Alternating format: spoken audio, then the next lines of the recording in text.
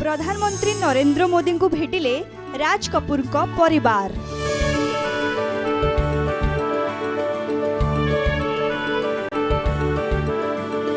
भारतीय cinema जगतर great show man कहुवा Raj Kapoor को 100तम जन्मवार्षिकी पालन होगा जाउछि।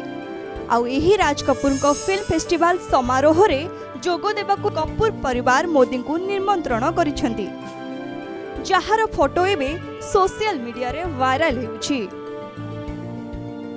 समस्त अभिनेता अभिनेत्री निज सोशल मीडिया अकाउंट रे एही सब फोटो शेयर करिसेंती। प्रधानमंत्री को भेटिबा अवसर रे करिश्मा और करीना पीएम मोदी को ऑटोग्राफ मध्य नेथिबा देखिबाकू मिलिछि, जहाको करिश्मा सोशल मीडिया पेज रे पोस्ट करछंती।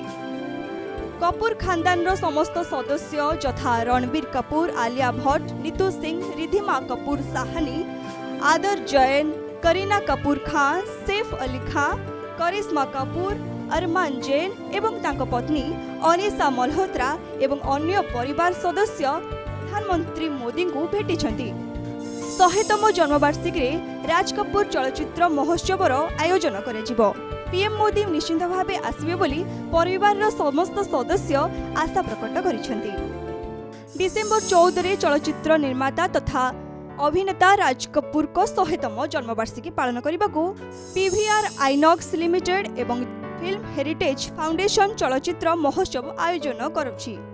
13 रु 15 डिसेंबर मध्य 40टी सहरर 135 प्रेक्षालय रे आयोजित हेबाकु थिबा एही महोत्सव राज कपूर को सिनेमा पई उत्सर्गीकृत हेबो। महोत्सव रे आवारा, श्री 420, संगम, मेरा नाम जोकर परी अनेक फिल्म प्रदर्शित हेबो। मैं हूँ आसमान का तारा हूँ, आवारा।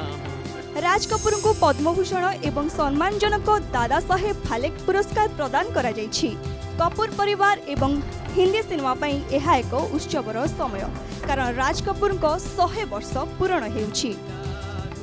इकरार हुआ है प्यार से फिर क्यों डरता है। भारतीय सिनेमा प्रेमी आज जुगरे राज कपूर को फिल्म गुड़ी को देखिबार सुजोग पाई परिबे। नमिता पटनायक रिपोर्ट, नक्षत्र न्यूज।